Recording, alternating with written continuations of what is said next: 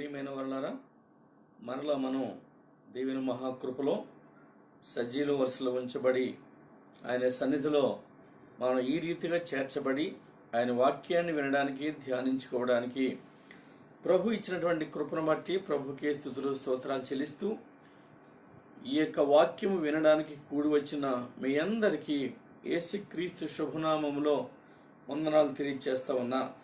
నేటి మన ధ్యానాంశాన్ని మనం చదువుకుందాం.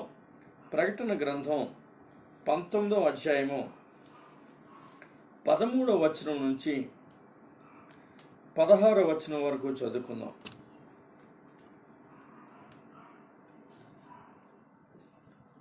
రక్తములో ముంచబడిన వస్త్రము ఆయన ధరించుకొని ఉండెను, మరియు దేవుని వాక్యము అను నామము ఆయనకు పెట్టబడినది. పరలోకమందున్న సేనలు శుభ్రమైన తెల్లని నారబట్టలు ధరించుకుని తెల్లని గుర్రములెక్కి ఆయనను వెంబడించుచుండిరి. జన్మలను కొట్టుటకై ఆయన నోట నుండి వాడిగల ఖడ్గము బయలు వెడలుచున్నది. ఆయన ఇనుప దండముతో వారిని ఏలును.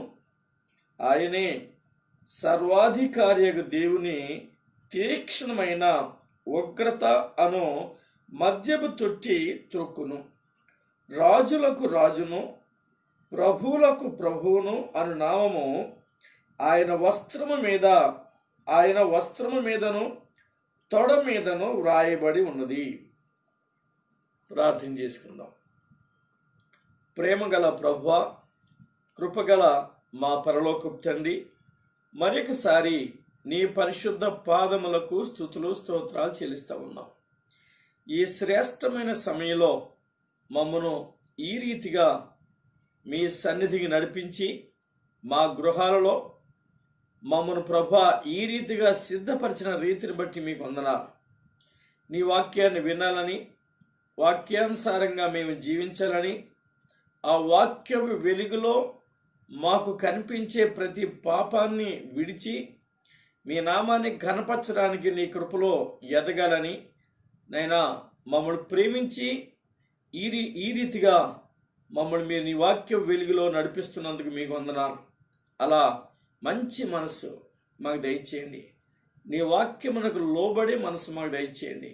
నీ మాటలు శ్రేష్టమైనవి.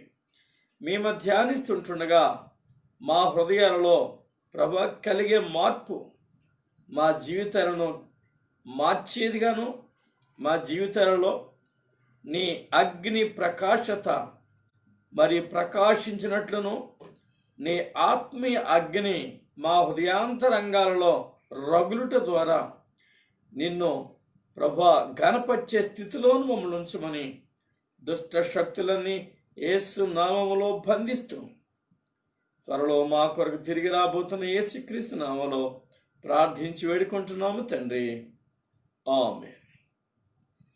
ప్రియమైన వాళ్ళారా, మనం నిన్న దినాన్న ప్రభువు ధరించినటువంటి ఆ వస్త్రము లేక కిరీటము, అలానే ఆయన మరి గుర్రము, తెల్లని గుర్రము కనబడినట్లుగా ఆయన నమ్మకమైన వాడని, సత్యవంతుడు అని, నీతిని బట్టి విమర్శ చేయుచు యుద్ధము చేయుచున్నాడని, ఆయన శిరస్సు మీద అనేక కిరీటములు ఉన్నవని, ఆయన నేత్రాలు అగ్ని జ్వాలల వంటివని మనం ధ్యానం చేసుకున్నాం.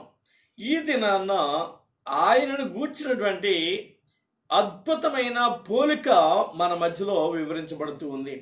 నేనేటి దినాన్న కొన్ని పోలికలు మనం ధ్యానం చేసుకున్నాం. ఈ దినాన్న మరికొన్ని పోలికలు మనం ధ్యానం చేసుకుందాం. ఆయన దేవుని నామము కలిగిన వాడుగా ఉన్నట్టు చూస్తున్నాం. గమనించండి, 13వ వచనంలో రక్తములో ముంచబడిన వస్త్రము ఆయన ధరించుకొని ఉండెను, మరియు దేవుని వాక్యము అను నామము ఆయనకు పెట్టబడినది.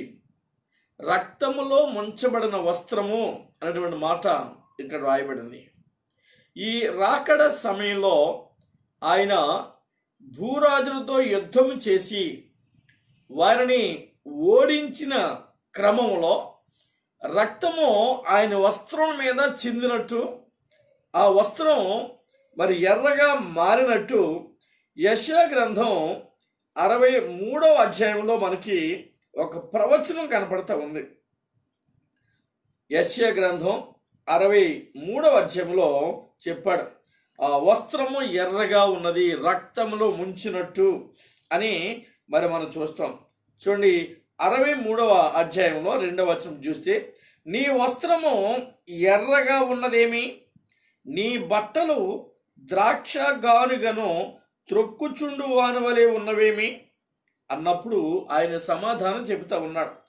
ఒంటరిగా ద్రాక్ష గానుగను త్రొక్కితిని, జనములలో ఎవడునూ నాతో కూడా ఉండలేదు. కోపగించుకుని వారిని త్రొక్కితిని, రౌద్రము చేత వారిని అణగద్రొక్కితిని. నా వారి రక్తము నా వస్త్రముల మీద చిందినది, నా బట్టలన్నీ డాగులే అన్నాడు. ఆ ప్రవచన నెరవేర్పు ఈయన ధరించిన వస్త్రం రక్తంలో ముంచి తీసినట్టు ఉందని మరి వ్రాయబడింది.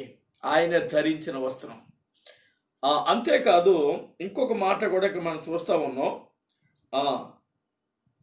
మరియు దేవుని వాక్యము అను నామము ఆయనకు పెట్టబడి ఉన్నది.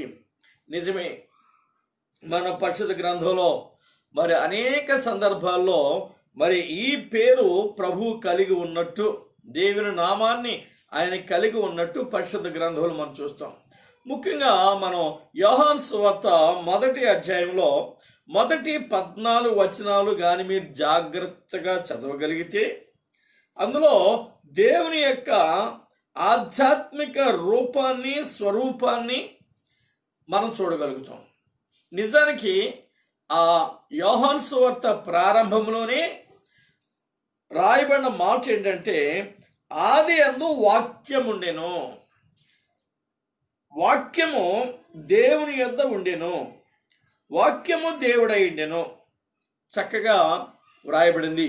వాక్యము ఆదిలో ఉంది, ఆ వాక్యము దేవుని యొద్ద ఉంది, ఆ వాక్యమే దేవుడై ఉన్నాడు అన్నాడు. అంటే ఇక్కడ మనం గమనిస్తూ ఉన్నాం, దేవుని వాక్యము అను పేరు లేక అనే నామము ఆయనకు పెట్టబడింది అన్నారు. అంటే ఆయన ఆ రక్తములో ముంచబడిన వస్త్రము ధరించిన వాడు వాక్యము. ఆయన పేరే వాక్యం. అదే కదా, వాక్యం అనేటువంటి పేరు ఆయనకి పెట్టబడింది. కనుక యేసుక్రీస్తు వాక్యము అనేటువంటి ఆ మాటను మనం గమనించగలిగితే, లోగోస్ అనేటువంటి గ్రీక్ మాట దానికి వ్రాయబడింది. ఈ మాట మరి మన జీవితాలలో దానిని మనం కలిగి ఉండి వాక్యము చేత పట్టబడి వాక్యమును మన పేరుగా మార్చుకుని మనం ప్రభు కొరకు జీవించవలసిన వారు వింటున్నాం. లోగోస్ అంటే శబ్దము, స్వరము, మాట అనేవి నామము అనే దానిగా వ్రాయబడుతూ ఉంది. ఏది ఏమైనా ప్రియమైన వారాల మనం గమనించాలి, దేవుని మాటలు శ్రేష్టమైనవి, ఆశ్చర్యకరమైనవి, మన జీవితాన్ని మార్చివేయగలిగిన మాటలు, మన హృదయాంతరంగాలలో అద్భుతమైన జీవన విధానాన్ని మరి పెంపొందింపు చేసే మాటలు యేసయ్య మాటలు. ఈ మాటలు మనకి అద్భుతమైనటువంటి జీవాన్ని కలిగజేస్తాయి. ఒకసారి కీర్తన గ్రంథంలో 33వ కీర్తన 6వ వచనాన్ని ఒకవేళ మీరు చూడగలిగితే, యెహోవా వాక్కు చేత ఆకాశములు కలిగెను. ఆ మాటను బట్టి కలుగుగాక అంటే కలిగినాయి. యెహోవా స్వరమును బట్టి, మాటను బట్టి, నామము, యెహోవా నామము అటువంటి వాక్యము అనే నామం మన పెట్టమంటే, వాక్యం అంటే స్వరం, మాట. ఆ మాటను బట్టి ఆకాశములు మరి నిర్మితమైనట్టుగాను ఆయన నోటి ఊపిరి చేత వాటి సర్వ సమూహము కలిగెను. సృష్టి క్రమములో కేవలం మాట ద్వారానే. స్వరము, వాక్యము, లోగోస్ అంటే వాక్యము, మాట, స్వరం. దేవుని నామము, వాక్యము అనేటువంటి పేరు ఆయనకు పెట్టబడింది అన్నారు. కాబట్టి ఈ మాటలో ప్రభు నామము, వాక్యం అంటే ప్రభువే. లేక మీరు ఇంకా కొంచెం క్లారిటీ కావాలంటే యోహాను సువార్త 17వ అధ్యాయంలో ఒక చక్కటి మాట వ్రాయబడింది. 17వ వచనంలో, 17వ అధ్యాయము 17వ వచనం చూస్తే, సత్యమందు వారిని ప్రతిష్ఠ చేయము. సత్యము అంటే నేనే మార్గము, సత్యము, జీవము అని ప్రభు చెప్పాడు. ఆ సత్యములో మనం ప్రతిష్ఠించబడాలి. ఆ సత్యములో మనం ప్రతిష్ఠించబడినట్లయితే మనం జాగ్రత్తగా, భద్రంగా ప్రభు చేతిలో దాచబడి ఉంటాం. అందును బట్టి ఈ యోహాను సువార్త 17వ అధ్యాయం 17వ వచనంలో చెప్పిన మాట ఏంటంటే, సత్యమందు వారిని ప్రతిష్ఠ చేయము, నీ వాక్యమే సత్యము. వాక్యము అనే పేరు ఈయనకి పెట్టబడింది. వాక్యము అనేటువంటి పేరు ఆయనకి పెట్టబడింది. దేవుని వాక్యం అనేటువంటి పేరు ఆయనకి పెట్టబడింది. కాబట్టి ఈ వాక్యమే సత్యము, సత్యమే వాక్యము, వాక్యమే యేసు. యేసును కలిగిన వారం మనం ఆయన చిత్తానుసారంగా జీవించవలసిన వారమై ఉన్నాం. అటువంటి ఆత్మ సంబంధమైన అనుభవాలు ఎవరు కలిగి ఉంటారో వారి ధన్యులు. ఈ వాక్యం వింటున్న మనం కూడా అట్టి ఆత్మీయ స్థితిలోనికి రాగలిగినట్లయితే మనం ఎంతగానో ప్రభు చేత దీవించబడే వారమై ఉంటాం. కాబట్టి ప్రియమైన వారలారా, విషయాన్ని మరవద్దు. ప్రభు కృప కలిగిన వాడు, మహోన్నతుడు, మహిమ కలిగిన వాడు, మన జీవితాలను అద్భుతముగా నిర్మించగలిగిన వాడు. కనుక మనం ఆ మాటల్ని మరవకుండగా, ఆ మాటల్ని విడవకుండగా ప్రభు మీదనే ధ్యాస ఉంచి, ధ్యానముంచి, ఆయన నామమును, వాక్కును ఎరిగిన బిడ్డలంగా మనం ప్రయాసపడవలసిన వారు. ఆయన సన్నిధిలో మనం జీవించాలి. కొలసీ పత్రికలో ఓ చక్కటి మాట ఆయన రాశాడు. ఏంటంటే, 2వ పత్రిక 2వ అధ్యాయము, కొలసీ పత్రిక 2వ అధ్యాయం 9వ వచనంలో మనం చూడగలిగితే, అనగా దేవత్వం యొక్క సర్వ పరిపూర్ణత శరీరముగా, దేవత్వం యొక్క సర్వ పరిపూర్ణత శరీరముగా క్రీస్తునందు నివసించుచున్నది. అది వాక్యము అనడానికి గల కారణం ఏంటంటే, అద్భుతమైనటువంటి వివరణ మనకు దొరుకుతుంది. ఆయనలో సర్వ పరిపూర్ణత శరీరంగా ఉంది. క్రీస్తులో ఈ సర్వ పరిపూర్ణత వాక్యంలో ఉంది. ఈ వాక్యము ఆయన పేరు, దేవుని నామము అనే పేరు ఆయనకు పెట్టబడింది అన్నాడు. కాబట్టి ఈ మాటల్ని మనం మరవద్దు. ఇది ప్రవచనానుసారము. ఈ ప్రవచనాలు పరిశుద్ధ గ్రంథంలో ఎన్నో వ్రాయబడి ఉన్నాయి. ఇట్టి ప్రవచనముల ద్వారా దేవునిని మహిమపరచవలసిన వారమని, దైవ చిత్తానుసారంగా జీవించవలసిన వారమని మనం గుర్తించాలి. ఆయన మాట అద్భుతం. మాట వాగ్దండము అన్నాడు. అంటే వాక్కు దండించేది, ఆ మాట దండించేది. ఎవరు ప్రభుకి విరోధులుగా ఉన్నారో, ఎవరు దైవ చిత్తానికి వ్యతిరేకంగా వారి జీవన విధానాన్ని కలిగి ఉన్నారో వారిని దండించే దేవుడు స్వరముతో, మాటతో, వాక్కుతో. యెషయా గ్రంథంలో మీరు 11వ అధ్యాయము 3-4 వచనాలు కలిసి ఉన్నాయి. వీటిని కానీ ఒకవేళ మనం జాగ్రత్తగా చూడగలిగితే అద్భుతమైన సందేశం ఇందులో దాగి ఉంది. చూడండి, యెహోవా భయము అంటే దేవుని యందు ఎవడు భయము కలిగి ఉంటాడో ఆ భయము అతనికి, భయము కలిగిన వానికి ఇంపైన సువాసనగా ఉంటుందట.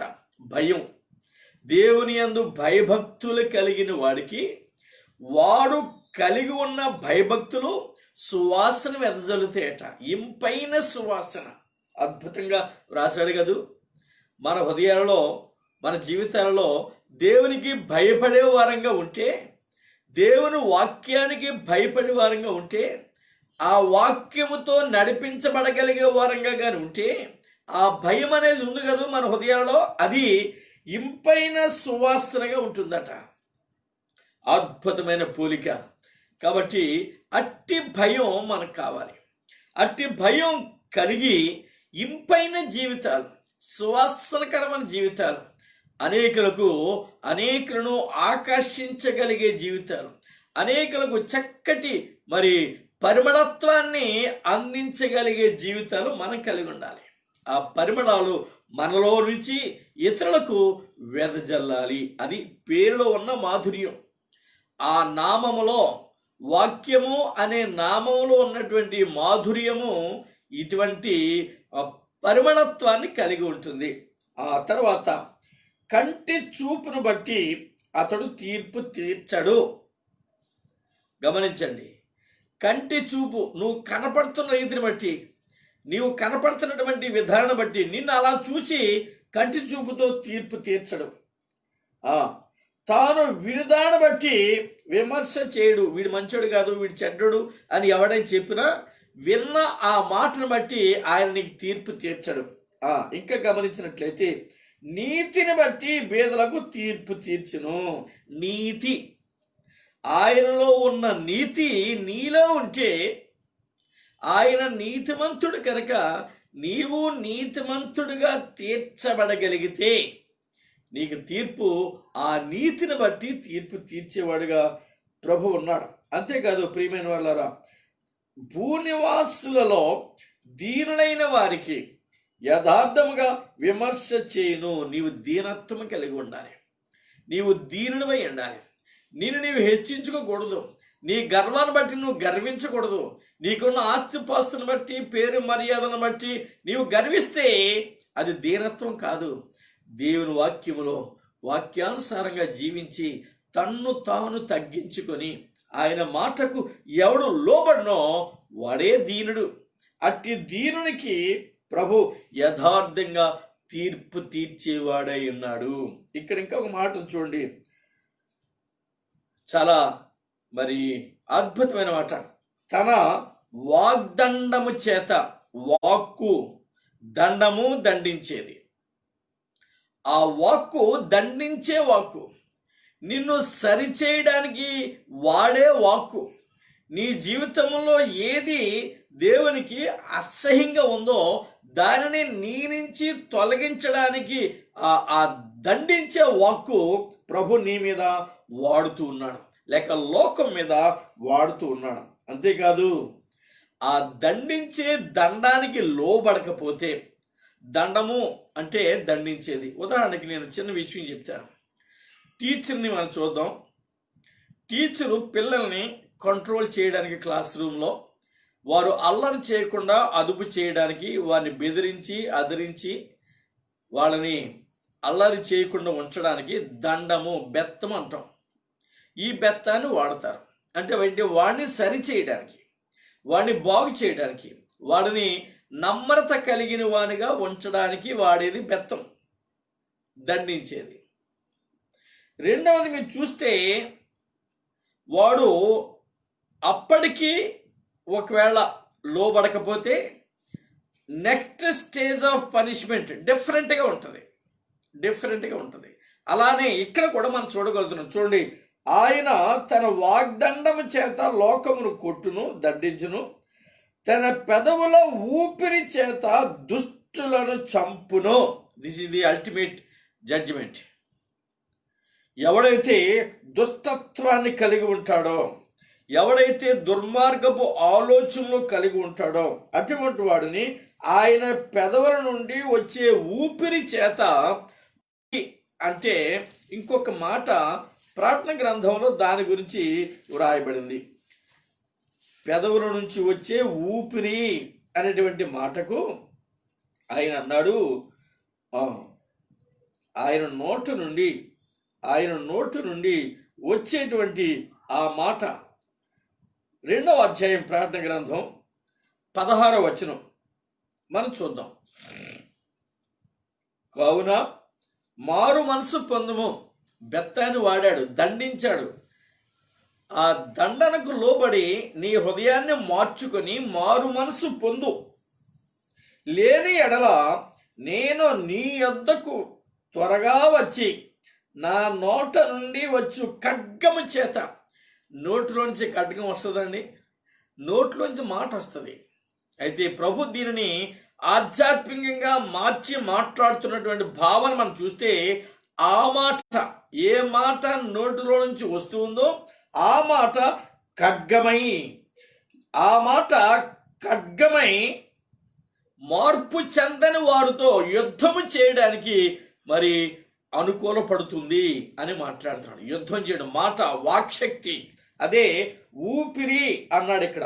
యెషయా గ్రంథంలో ప్రవచనం 11వ అధ్యాయంలో 3-4 వచనాల్లో ఆఖరు మాట మనం చదువుకున్నాం కదా. తన పెదవుల ఊపిరి చేత దుష్టులను చంపును. ఊపిరి, మాట, పెదవుల నుంచి వచ్చే ఊపిరిని మాట శక్తివంతమైనదిగా మార్చాడు. ఎందుకో తెలుసా? ఆ ఊపిరిలో ఆత్మ ఉంది, జీవాత్మ ఉంది, ఆత్మీయత దాగి ఉంది. ఉదాహరణకి ఆ ఆదామును చేసినప్పుడు మట్టి బొమ్మ మనకు తెలుసు, మట్టిని తీసి బొమ్మను చేశాడు. ఆ బొమ్మలో కదలిక లేని కారణంగా ఆయన ఊది, నాసికారంధ్రములలో ఊది ఆయన జీవాత్మను మరి ఆదాములోనికి ఊదాడు. అది శక్తివంతమైనది, ఆత్మ సంబంధమైనటువంటి అద్భుతమైన క్రియ అక్కడ చేశాడు. తర్వాత అపవాది పాపములో పడిపోవటం, వీళ్ళు అపవాదికి లోబడిపోవటం, ఆ తోటలోంచి బయటికి నెట్టివేయబడటం, ఇవన్నీ జరిగిపోయి ఆఖరి ప్రభు రావటం, ప్రభు శిలువలో మరణం చెందటం, అన్నీ జరిగిపోయినాయి. ఆయన మరణాన్ని జయించి తిరిగి లేవటం కూడా జరిగింది. అలా లేచిన తరువాత ఆయన సజీవుడు అని తన శిష్య బృందానికి తెలియచేస్తున్నటువంటి క్రమంలో వీరు భయపడి ఒక ఇంటిలో తలుపులు మూసుకుని కూర్చున్నప్పుడు వారి మధ్యలో ప్రభు ప్రత్యక్షమై వారి మీద ఊది, మీరు భయపడకండి, ధైర్యంగా ఉండండి, పరిశుద్ధాత్మను పొందండి అని వారి మీద ఊదాడు. యోహాను సువార్త 20వ అధ్యాయము 22వ వచనం చూస్తే, ఆయన ఈ మాట చెప్పి వారి మీద ఊది పరిశుద్ధాత్మను పొందుడి. ఆ ఊది అనే మాటలో ఆ ఊపిరిలో శక్తి ఉంది. ఆ ఊపిరిలో ఆధ్యాత్మిక ప్రక్రియ దాగి ఉంది. ఆ ఊపిరి ఇప్పుడు మనకి జీవాన్నిస్తుంది. ఆ ఊపిరి దండిస్తుంది. ఇది కూడా గమనించండి. ఆ ఊపిరి వాళ్ళని దండిస్తుంది. ఈ దండన మనం గమనించాలి. ఈ దండన ఆ దండించినప్పుడు మారు మనసు పొందితే మన జీవితాలు మరి సక్రమంగా దేవుడు ఏర్పరుస్తాడు. లేనట్లయితే, మీరు మారు మనసు పొందనట్లయితే, నేను నీ యొద్దకు వచ్చి నా నోట నుండి వచ్చు ఖడ్గము చేత వీరితో యుద్ధము చేసేదను. నా నోట నుండి వచ్చే ఖడ్గము, అదే ఊపిరి, అదే వాక్యమే ఖడ్గం.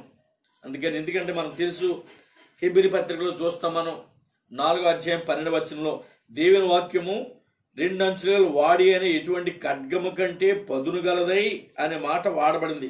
చూద్దాం ఒకసారి హెబ్రీ 4:12. ఎందుకనగా దేవుని వాక్యం అనే పేరు యేసయ్యకు పెట్టబడింది. ఇప్పుడు దేవుని వాక్యం అంటే ఏంటో ఇక్కడ రాస్తున్నాడు. ఎందుకనగా దేవుని వాక్యము సజీవమై బలము గలదై 2 అంచులు గల ఎటువంటి ఖడ్గము కంటేనూ వాడిగా ఉండి ప్రాణాత్మలను, కీళ్లను, మూలుగను విభజించునంత మట్టుకు దూరుచు హృదయం యొక్క తలంపులను, ఆలోచనలను శోధించును. అదే ఊపిరి, వాక్కు వారిలోనికి వెళ్ళి వారిని శోధిస్తుంది, వారిని మరి సరైన రీతిలోనికి మార్చగలుగుతుంది. లేనట్లయితే యుద్ధం చేసి వారిని చంపేవాడిగా, that is the final judgement. ఆయన తాను ప్రత్యక్షపరచుకుంటున్నాడు.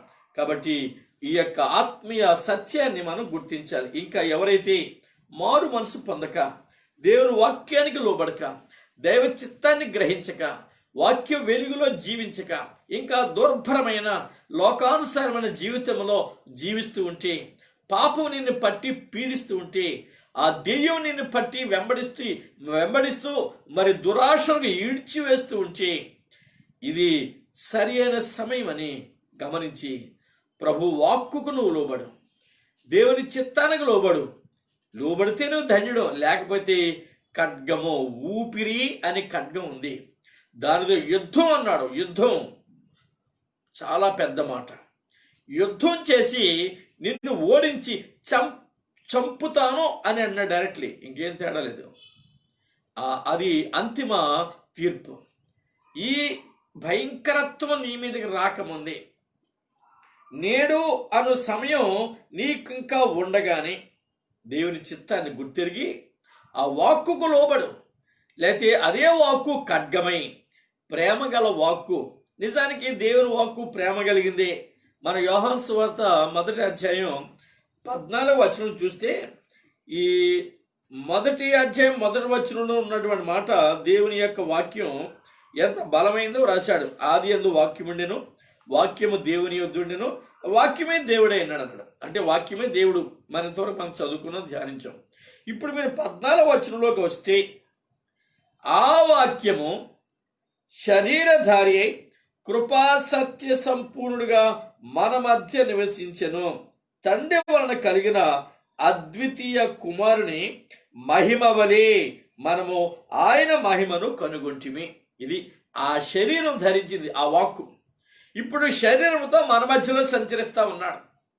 ఏ వాక్యమైతే శరీరాన్ని కలిగి ఉందో ఆ వాక్యం మన మధ్యలో కృపా సత్య సంపూర్ణమైనదిగా నివసిస్తూ రాజులకు రాజును, ప్రభులకు ప్రభును అనే నామకరణం చేయబడిన వాడు ఇక్కడ మానవాడిని తన ఊపిరి చేత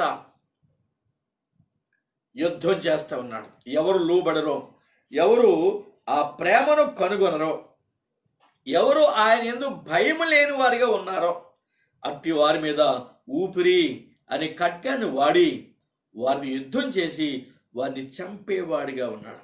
ఆ దుస్థితి మనకు రాకుండా మనం నేడు అనే సమయం ఉండగానే మారు మనసు పొంది దేవుని బిడలంగా, ఆయన కుమారుడుగా కుమార్తెగా, ఆయన ప్రియులంగా మనం సమర్పించుకొని ఆయన చిత్తానికి దాసులమైపోతే ధన్యులు. లేనట్లయితే ఆ రాబోయే రోజున ఆ భయంకరమైనటువంటి వధ దినమున వధించబడే వారమేంటో. ఆ దుస్థితికి మనం రాకుండా ఇప్పుడే ప్రభువుకు లోబడదాం. అలానే ప్రియమైన వారు, ఇంకో మాట మనకు కనపడుతుంది. ఆయన వాక్యమే కాదు, ఆయన బట్టలు తెల్లని బట్టలు అన్నాడు 14వ వచనంలో. శుభ్రమైన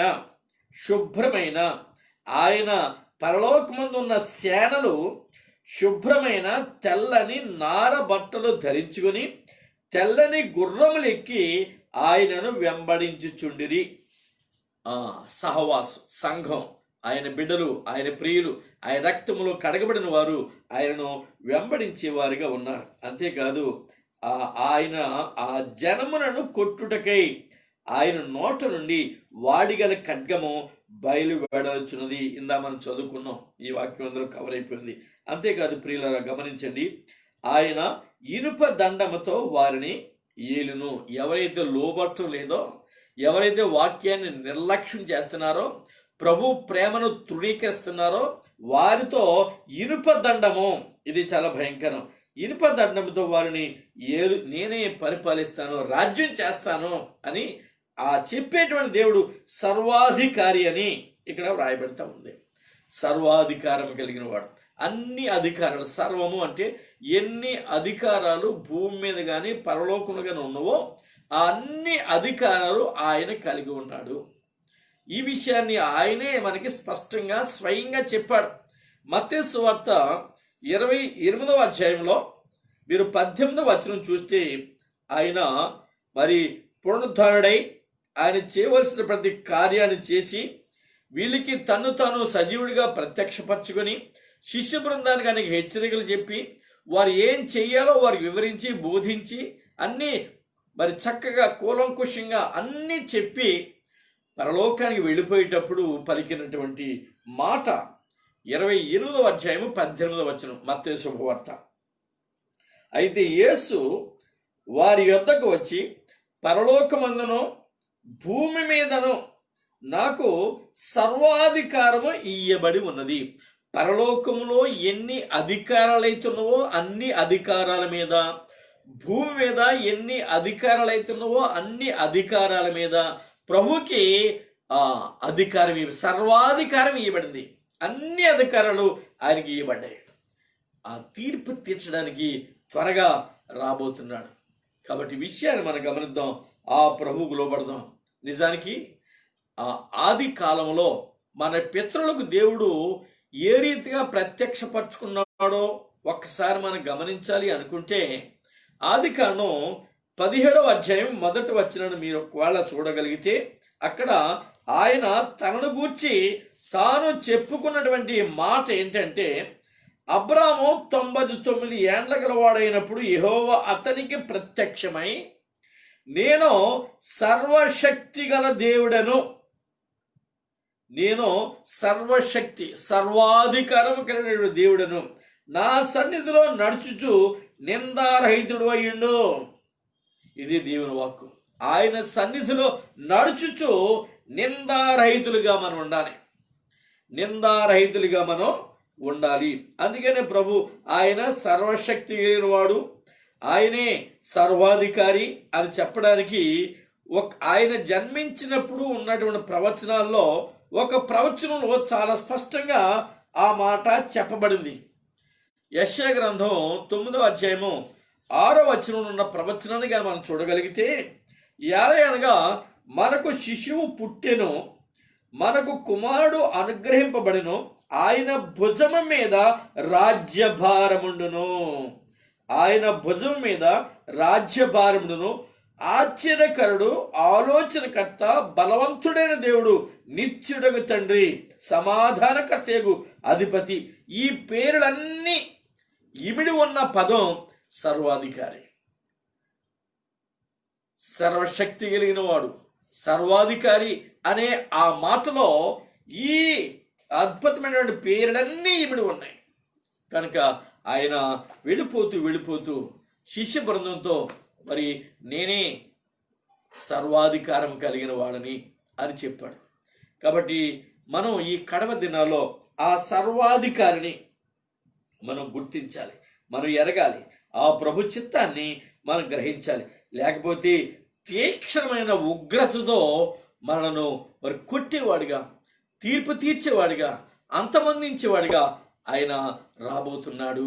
గమనించండి, ఆయనకి ఇంకో పేరు పెట్టబడింది. ఏంటంటే 16వ వచనంలో, రాజులకు రాజును ప్రభువులకు ప్రభువును అను నామము ఆయన వస్త్రము మీదను తొడ మీదను వ్రాయబడి ఉన్నది. ప్రియమైన వాళ్ళారా, నేను 2 విషయాలు చెప్తున్నాను. వస్త్రము మనం చదువుకున్నాం, రక్తములో ముంచిన వస్త్రము వలె ఆయన ధరించిన వస్త్రం ఉన్నది అన్నాడు. అది యెషయా గ్రంథంలోని ప్రవచనాన్ని మీకు జ్ఞాపకం చేసిన 63వ అధ్యాయంలో 3వ వచనం ఉన్న ప్రవచనం, 2వ వచనం ఈ ప్రవచనంలో రక్తం చిందింది అన్నాడు. ఎందుకు చిందిందంటే, ఆయన కలువరి గిరిలో, గెత్సేమనే తోటలో ఆయన శ్రమలు పొందుతున్న ఆ సమయంలో మనుషులు తీర్పు తీర్చి ఆయనను దండించి శిక్షించి కొడాలతో కొట్టి రకరకాలుగా వేధించినప్పుడు కారిన రక్తం, ఆయన శరీరం నుంచి కారిన రక్తం భూమి మీద పడింది, భూమి తడిసింది. ఆయన తల మీద ముళ్ళ కిరీటం పెట్టినప్పుడు ఆయన మరి తల మీదుగా కారిన రక్తం, ఆయన చేతులలో కాళ్ళలో మేకులు కొట్టినప్పుడు ఆ గాయాల గుండగా కారిన రక్తం, ఆయనను మరి ఒకటి తక్కువ 40 దెబ్బలు కొరడా దెబ్బలు కొట్టినప్పుడు శరీరం అంతా గాయపరచబడడం ద్వారా కారిన రక్తం, ఆయన వీపును దున్నుడు ద్వారా కారిన రక్తం, ఈ రక్తమంతా భూమి మీద పడి భూమి తడిసింది. ఆ రక్తాన్ని, పవిత్రమైన రక్తాన్ని, నిష్కళంకమైన రక్తాన్ని, నిర్దోషమైన రక్తాన్ని మానవాళి తృణీకరించింది కనుక, తృణీకరించిన మానవాళిని ఇప్పుడు ఆయన యుద్ధం చేస్తున్నాను అనే మాట ద్వారా వారితో యుద్ధం చేస్తూ ద్రాక్షగానుగులో వారిని వేసి త్రొక్కుతూ ఉన్న తరుణంలో వారి రక్తం ఇప్పుడు ఈయన వస్త్రం మీద చిందింది. అప్పుడు ఆయన రక్తం భూమి మీద చిందింది. సర్వ మానవాళి రక్షణార్థమై భూమి మీద చిందింది. ఇప్పుడు ఎవరైతే ఆ రక్తాన్ని నిర్లక్ష్యం చేసి రక్తానికి లోబడలేదో వారి రక్తం ఇప్పుడు ఈయన వస్త్రాల మీద చిందుతుంది. అదే ఆ యుద్ధం, అదే ఆ ఖడ్గముతో వారిని అంతమొందించేటువంటి పరిస్థితి, వారిని దండించే పరిస్థితి ఆ రక్తమే, ఆ వస్త్రం అన్నాడు. ఇక్కడ చూశారు కదా మనం 16వ వచనం, రాజులకు రాజును ప్రభువులకు ప్రభువును నామము ఆయన వస్త్రము మీద వ్రాయబడి ఉంది. King of kings, lord of lords అని ఆ బట్ట మీద వ్రాయబడి ఉంది. అంతేకాదు ఇంకొక మాట అన్నాడు, తొడ మీద వ్రాయబడి ఉంది అన్నాడు. తొడ మీద వ్రాయబడి ఉంటుంది.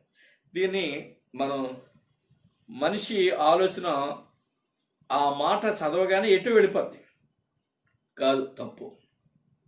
అబ్రహాము ఇస్సాకుకు భార్యను చూడడానికి తన ఇంటి పెద్ద దాసుని పంపుతూ ఉన్నప్పుడు అబ్రహాము అతని చేయి తీసుకుని తొడ క్రింద పెట్టుకున్నట్టు 24వ అధ్యాయం ఆదికాండంలో మనం చదువుతాం. అంటే ప్రమాణము ఈ పని నేను చేస్తాను, తిరిగిలేదు అని చెప్పడానికి అదొక నిదర్శనం. కాబట్టి ఆయన రాజులకు రాజు, ప్రభులకు ప్రభువు, ఆయనే సమస్తం అని తండ్రి ప్రభుకి జ్ఞాపకం చేస్తున్నాడు యేసుక్రీస్తుకు. అది వస్త్రం మీద ఉంది, తొడ మీద, అంటే అది ప్రమాణం, వాగ్దానం. ఇది నిశ్చయము నీకు నాకు కూడా ఈ వాగ్దానం సంభవిస్తుంది. ఎందుకో తెలుసా, పౌలు గారు మరి ఆయన పరిచర్య ముగించుకొని నా పరిచర్య అయిపోయింది, నేనిక నా తండ్రి ఇంటికి నేను వెళ్ళిపోతున్నాను, నేను సమస్తాన్ని నేను మరి సమకూర్చుకుని నా తండ్రిని నేను మరి ఘనపరిచాను, ఇక నేను తండ్రి పిలుపును అందుకొని నేను వెళ్ళిపోతున్నాను అని చెప్తున్న సందర్భంలో ఆయన ఒక చక్కటి ఆత్మీయ వాగ్దానాన్ని మనకు జ్ఞాపకం చేశాడు. తిమోతికి రాసిన 2వ పత్రిక 4వ అధ్యాయంలో 6, 7, 8 వచనాలు చదువుదాం. నేనిప్పుడే పానార్పణముగా పోయబడుచున్నాను, నేను వెడలిపోవు కాలము సమీపమైనది, మంచి పోరాటము పోరాడి తిని నా పరుగు కడముట్టించి తిని విశ్వాసము కాపాడుకుంటుని. ఇక మీదట, దిస్ ఈజ్ మోర్ ఇంపార్టెంట్, ఇక మీదట నా కొరకు నీతి కిరీటము ఉంచబడి ఉన్నది. చాలా కిరీటాలు ఉన్నాయి పరిశుద్ధ గ్రంథంలో, కానీ ఈయన స్పష్టంగా నీతి కిరీటము, ఎందుకంటే దుర్నీతి నుంచి నీతిలోనికి నీతిమంతుడని యేసు మనల్ని నడిపించాడు కనుక ఆ నీతి మంత్రికి గుర్తుగా మనకి ఇచ్చే కిరీటం నీతి కిరీటం అని పౌలు గారు స్పష్టంగా చెబుతూ, ఆ దినమందు గమనించండి, ఆ దినమందు నీతి గల న్యాయాధిపతి అయిన ప్రభువు, ఆయన నీతి గలవాడు, న్యాయాధిపతి, ఆ ప్రభువు అది నాకు మాత్రమే కాకుండా తన ప్రత్యక్షతను అపేక్షించు వారందరికీ అనుగ్రహించును. ఇది వాగ్దానం. నాకే కాదు, నాలా ఎవరైతే ఆయన ప్రత్యక్షతను అపేక్షించి ఆయన వాక్యానికి లోబడి ఆయన చిత్తానుసారంగా జీవిస్తున్నారో వారికి అందరికీ కూడా ఈ వాగ్దానం చేయబడింది అన్నాడు. అది వాగ్దానం. ఆ తొడ క్రింద చేయి పెట్టడం అనేది అబ్రహాము ఏ విధంగా తన యొక్క దాసునితో వాగ్దానం చేసుకున్నాడో ఇక్కడ కూడా ఆయన మరి ఆ మాట రాజులకు రాజు, ప్రభులకు ప్రభు, సమస్తము మీద అధికారం కలిగిన వాడు అనే ముద్ర రేదర్ ఆయన వేసి మనందరికీ అది చెరగని ముద్రగా ఉంచాడు. మన జీవితాలు మరలా పాపానికి పరుగులు తీయకుండా, అపవాదికి దాసులమైపోకుండా ఆయన మనకు ఒక అద్భుతమైనటువంటి కార్యాన్ని ఏర్పరిచాడు. కాబట్టి మనం గమనించవలసింది, ఆయన రాజులకు రాజు, మనము రాజులం, ఆయన మన మీద రాజు, ఆయన రక్తములో కడగబడిన వారు. నేను రాత్రి కూడా మీకు చెప్పాను, పేతురు రాసిన మొదటి పత్రికలో 2వ అధ్యాయం 9వ వచనం, చీకటిలో నుండి ఆశ్చర్యకరమైన తన వెలుగులోనికి మనల్ని పిలిచిన వాడు మరి మనలను రాజులుగా, యాజకులుగా, పరిశుద్ధులుగా దేవుని సొత్తుగా ఏర్పరిచాడు. ఆ రాజులమైన మన మీద ఈయన రాజు, అంటే రాజులకు రాజు అని మరి పౌలు గారు తిమోతికి రాసిన మొదటి పత్రిక 6:15 చెప్పాడు. ఇవన్నీ గుర్తెరిగి వాక్యానికి లోబడి మనం ఆయన చిత్తానికి లోబడిన బిడ్డలంగా మనం ఉండాలి. కనుక పిల్లరా, మన ప్రభు త్వరగా వస్తున్నాడు. ఎదుర్కోవడానికి నీవు సిద్ధమేనా? ప్రభుని యేసు రమ్ము అని ఆయనను ఎదుర్కోవడానికి నువ్వు సమాయత్తమై ఉన్నావా? మీరు అనుకొనని గడియలో ప్రభు మనుష్య కుమారుడు వచ్చును గనుక మీరును సిద్ధముగా ఉండుడి అని మత్తయి సువార్త 24:44 ప్రభు చెప్తున్నాడు. కనుక మనం సిద్ధపడదాం, ప్రభు ప్రేమను పొందుకుందాం, ఆయన రాజ్యంలో ప్రవేశిద్దాం. ప్రార్థించుకుందాం. ప్రేమగల ప్రభువా, కృపగల మా పరలోకపు తండ్రి, మరొకసారి నీ పరిశుద్ధ పాదాలకు వందనాలు. మా గొప్ప దేవుడు, మమ్మల్ని విడువక ఎడబాయక ప్రతి దినం ప్రతి నిత్యం నడిపిస్తున్నావు, కాపాడుతున్నావు, కృప చూపుతున్నావు. అందుని బట్టి మీకు వందనాలు. అవును ప్రభువా, నీవు మా నిమిత్తం చేసిన అద్భుతమైన కార్యాలు ఎన్నో మేము ధ్యానం చేసుకున్నాం. అవన్నీ మా అందరి హృదయాలలో స్థిరముగా ఉండినట్లు మా హృదయాంతరంగాల్లో వాటిని ముద్రించిన బాబు నీకు స్తోత్రాలు. అపవాది ఎత్తుకుపోకుండా ముద్రించండి, స్థిరపరచండి, మీకు కాపుదల ఉంచండి. అలా బిడ్డలందరినీ దర్శించండి. ఈ వాక్యాన్ని విన్న వారందరినీ మీకు కాపుదల ఉంచండి. వాక్యానుసారం వారి జీవితాలు మలచండి. అలానే ప్రభువా, మరి ప్రపంచమంతా ఆందోళనకరమైనటువంటి జీవితాలు జీవిస్తున్నారు, భయంకరమైన పరిస్థితిని ఎదుర్కొంటున్నారు. ఈ యొక్క కరోనా వైరస్ మనుషుల్లో భయాందోళన కలిగింపచేస్తుంది. దినదినము దీని యొక్క ఆందోళన మనుషులు ప్రభు పెరిగిపోతున్నది. అయ్యా, ముఖ్యంగా మా దేశంలో, మా రాష్ట్రంలో, మా ప్రాంతంలో ప్రతిరోజు ఈ పాజిటివ్ కేసులు ప్రభు ఇంక్రీజ్ అవుతూనే ఉన్నాయి. వందలు, వేలు. అయ్యా, దర్శించండి, కృప చూపండి, మీ కార్యమును జరిగించండి. నీ బిడ్డలు మీ రక్తంలో కడగబడిన వారు మమ్మల్ని దర్శించండి. అలానే మా ప్రియులు కొంతమంది ప్రభా యొక్క ఈ కోవిడ్ పాజిటివ్తో బాధపడుతున్నారు. రక్కం రాజు సిన్హా అని దైవజనుడు, మా నోటీస్కి వచ్చినటువంటి వాళ్ళు ప్రభా, వారందరినీ ఒక్కొక్కరిని అయ్యా పేరుని మీరు జ్ఞాపకం చేసుకుని వారిలో ఉన్నటువంటి ఆ భయంకర స్థితి నుంచి విడిపించి నీ ప్రియులుగా వారిని మలుచుకోండి. ప్రభా, నీవే సమస్తం మీద అధికారం కలిగిన వాడు, సర్వాధికారి మేము ధ్యానించుకున్నాం. ప్రభా, కృప చూపండి, బిడ్డను దర్శించండి. అయ్యా, మీ సహాయం తెచ్చండి. అలానే ఈ యొక్క లైవ్ కార్యక్రమాన్ని అనేకులకు ప్రభా ఎటువంటి ఆటంకం లేకుండా అందించే క్రమంలో యవనస్తులని బిడ్డలు ప్రయాసపడుతూ నైనా వారి సమయాన్ని నీ కొరకు వెచ్చించి ఈ పనిని చేస్తుండగా వారిని కూడా దర్శించండి, వారిని బలపరచండి. మీ ఆత్మతో నింపండి, మీ కార్యాలు జరిగించండి. మీ సన్నిధి వారి చుట్టూ ఉంచండి. అలా మీ చేతులను దాచి ఉంచండి. ఈ వాక్యాన్ని విన్న మమ్మల్ని అందరినీ కూడా మీరు దర్శించి మీ సహాయం మాకు దయచేసి నిశ్చితమైతే మరొకసారి మేము కలుసుకునే పర్యంతం మా చుట్టూ మీ దూతను కాపుదల ఉంచి మీరే మహిమ, ఘనత, ప్రభావాలు పొందుకోమని త్వరలో మా కొరకు తిరిగి రాబోతున్న యేసుక్రీస్తు నామములో ప్రార్థించి వేడుకుంటున్నాము తండ్రి. ఆమేన్.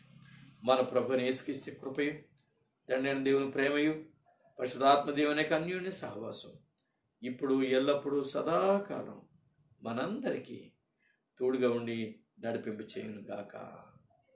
ఆమేన్. Praise the lord.